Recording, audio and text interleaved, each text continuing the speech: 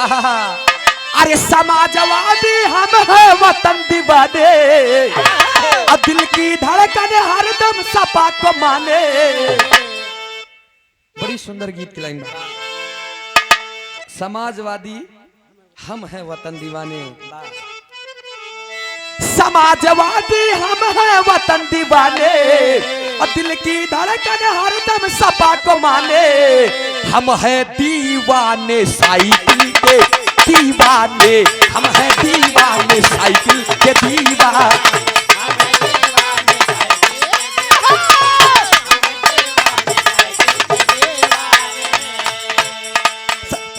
हम हैं समाजवादी, दिल की धड़कन सदा सपा को माने, दिल की धड़कन में है हमने ठाने। हम हैं दीवाने साइकिल के दीवाने, हम हैं दीवाने साइकिल।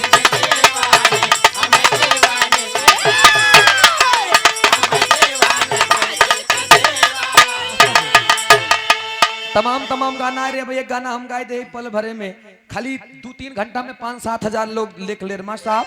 ओ का गाए झकोरा मारा साइकिल, अरे राम झकोरा मारा साइकिल। देखा हम कोनो भाई ओस नहीं गाओ थी, लेकिन एक लाइन भैया हमरे कहना बा, अरे राम झकोरा मारा साइकिल, बाबा नारिया हो झकोरा मारा साइकिल, योगी नारिया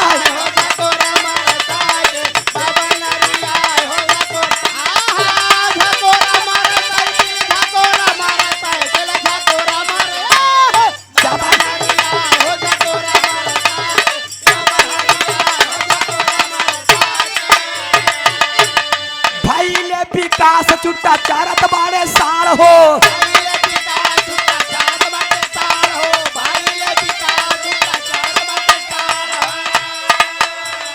दुखिया गरीब सब हो गईले राल हो,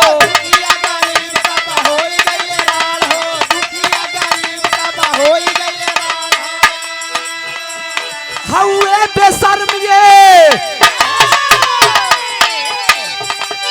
हउए बेशरमाना तन के सारा मायरे समाजवादी साइकिल झंडा लहरायो।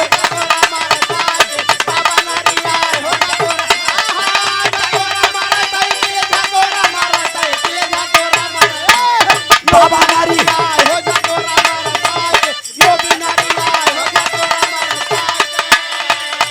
अभी परसों हमारे यहाँ अखिलेश भैया और राहुल गांधी जी आए थे।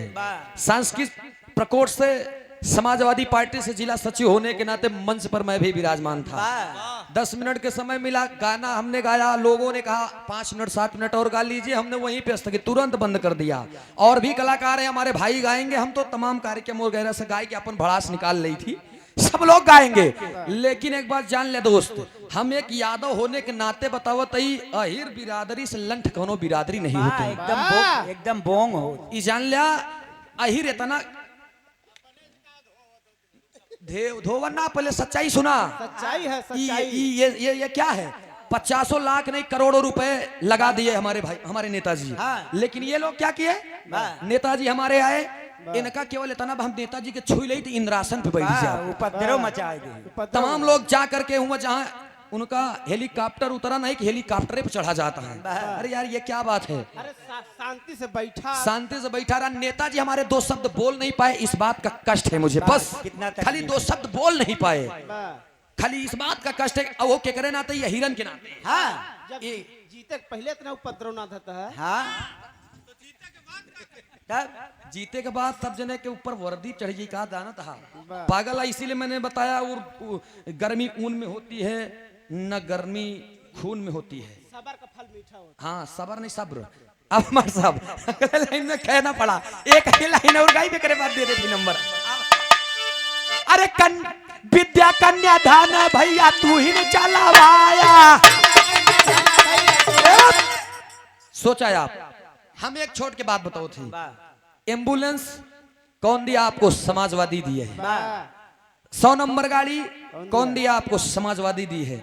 जैसे पूर्वजों के थाती चली आवत बा, आजा बाबा हरन के जमाने में जैसे लड़का पैदा होत रहन तो बाबा हरन के बुलावत रहन ना, आवा बाबा नाम रखवाई दे, वही हिसाब आ जाऊगा। ई जौन बाबा हरन हमरे रात चलावत है ना, एक हम बिरहा गाई थी कलयुग में रात चलाई है हिजड़ा, गधा घरे बैठ के सही राह बतलाई है कलयुग में रात चलाई है, हम बिरहा गाई थी भाई। लेकिन सोचा का करे आए लोग खाली परिवर्तन, परिवर्तन। जिस गांव का नाम जौने स्टेशन के नाम मुगल सराय रहन, मुगलों के शासक का था, इतिहास से पढ़े वही जानी। बाबा हरे आयन ओकर नाम रख दे पंडित दीन दयाल उपाध्याय। बतावा मुगल सराय रहन, पंडित दीन दयाल उपाध्याय हुई। इलाहाबाद रहन, इनका नमोई खटका नमोई तो एकदम खटका था। 100 नंबर रहन, हम का काटत रहन तुम्हारा 100 नंबर से 112 कह दिया तू, 108 रहन 102 कह दिया, 102 रहन 108 कह दिया। बतावा खाली नाम।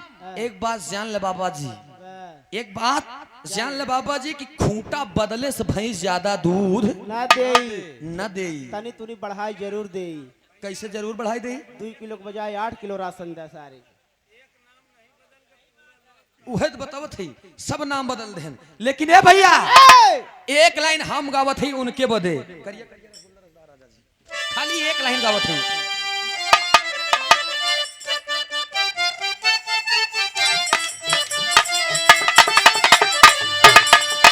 करिया करिया रसगुल्ला रसदार राजा जी,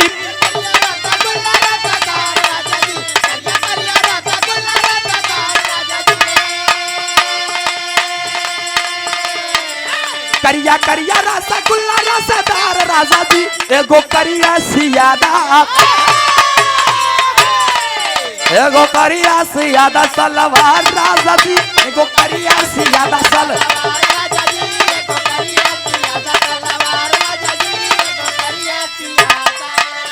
अच्छा एक मिनट, हम 1 मिनट के लिए आप लोगों से चाहेंगे मैं कितना है जो समाजवादी है, एक बार हाथ उठाइए, हम जानेंगे कितने लोग हैं समाजवादी। क्यों नहीं, बस समाजवादी बस, और कोई समाजवादी नहीं है। तेकर मतलब हम एक दूजे ने कहे सगावत है। जाय द तब जाय दे, तब जाय द फिर एकर मतलब भैया गवाए दें जबरदस्ती हमसे। लेकिन आवा माट साहब यहीं से हमार कहानी समाप्त बा। बिरहा हमने जो गाया, 1 मिनट जायदा, आप कोनो नेतागिरी बात न हुई। यथा से कि हर जगह के सरकार और हर जगह के लोग अलग अलग होते हैं, तो हर जगह जैसे बात हुई तो हमरे भैया कही दें तो हम एक लाइन गाए दे।